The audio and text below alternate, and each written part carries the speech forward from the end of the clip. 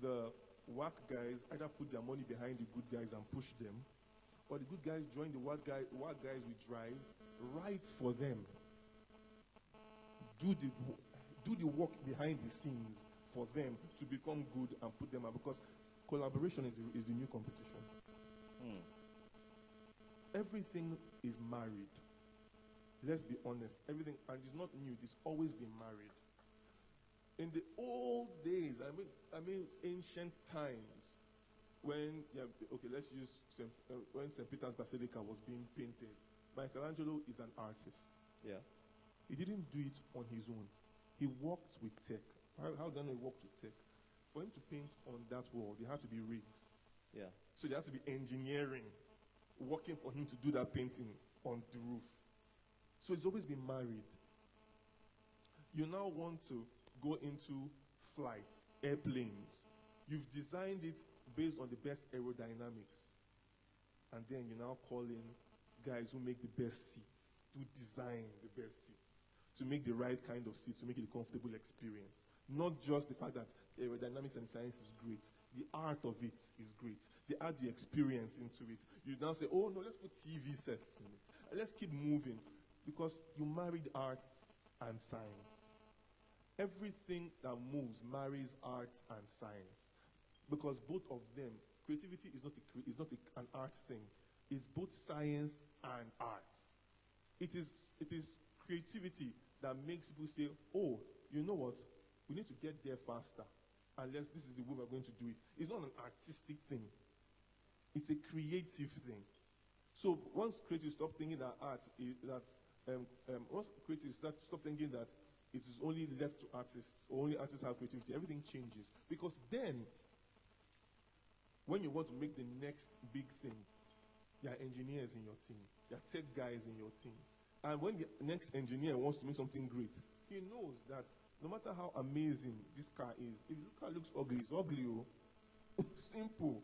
I need an artist to bring out the beauty in what I'm making. So always understand that you guys were designed to be partners. Imagine if a husband and wife married, and then, oh, my wife is not fine, she doesn't have 6 packs. You know, oh, my husband is not fine, doesn't have long hair, because I have long hair. Because you're using the wrong parameters when two of you are a partnership, not a competition. And people not all need to understand, creatives and scientists, tech guys, everybody are likely to understand we are a team building stuff. Chuka, I'm going to break a table here, and I really want your perspective on this. And I believe that as we go in this conference, some people will disagree with me, but when they give you the mic, you can talk your own opinion. When the mic reach. So, what do you think, with what you've spoken about collaboration, right? What do you think, because, okay, let me put it this way, and I would love it if maybe you disagree with me and you tell me your own perspective about it, but I really think it needs to be said based on what you've mentioned. I personally believe that freelancing is designed to kill creatives. Okay. I personally believe that freelancing doesn't give you a sustainable future. Okay. I personally believe that people were designed to live in communities. And when I say freelancing, I don't mean that you shouldn't necessarily have an independent craft. Yeah. I mean that whereby you isolate yourself. I personally believe that art thrives in community. What do you have to say about that? So, humans differ. I agree. But nothing big has been grown alone. Yes. So, you need to understand that not everybody is designed to be part of something that big. All right, fair enough. It's not a problem. We need to understand that some people have reasons why they decide to be hermits. Beautiful. They have their own reason. As long as it is working for them, it's fine. For some people, it is a phase in their life. The moment you try and force them out of that phase, you actually mess with their growth. Because all butterflies must be in their cocoon. Yeah. By themselves. The moment you try and break that cocoon, you've killed that butterfly before it becomes one. So some people, they need to go through that phase, but based on maybe things that has happened to them in the past or where they are going to in the future. They need that freedom to breathe. So think of it like a gap year. When they have gotten done with it and they're looking for something more, let them come out. Beautiful. So don't worry about it from the point I think the challenge is that some people go to the wilderness and they never return. Yes, because some people are John the Baptist. Some people, they are never going to integrate. It is what it is. It is what it is. So, and it's absolutely fine. They have their purpose. Fair enough. You know, so because we need to have mountain goats. Carry mountain goats, put them for pen with all the other goats. Wow, good day. You know, so the uniqueness of the world is that it allows for team sports and it allows for the Serena Williams of our world. So you can be the baddest player in your team. And it's great because you work for the team. You can be designed to be a solo player. When we need you, come and do this for us. And go your merry way. Because the moment I put you into the setup, you are toxic. True.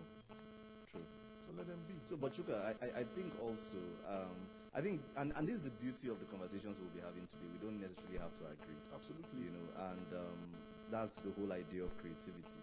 And I think also that when it comes to where we are as a community, as a nation, I think we need to get as many people on the collaborative side, as much as people are allowed to have their independence. But I think they must be open to collaborations because where we are as a creative industry, we are not where America is. And I think that if we fast forward too quick, we might eventually lose our identity and lose our power, which is one of the issues that we are getting with, even in the movie space right now, being able to get commensurate value for the product that we put out there. And then because we are so divided, someone can come to the market and price you as anything, you know. And I think if we are more if we operate more as a collective, I think we'll have more bargaining power. And like even in our industry, like in advertising right now, there are people that you know that this client is a problematic client, but so there's always an agency willing to take their brief. Yes. You know, and it's just pathetic. Unfortunately. And it's killing the industry. I feel like you are. No. I'm not. It was after I said it, I remembered, and I'm sorry, but You're attacking me without attacking me, but God did. fair enough.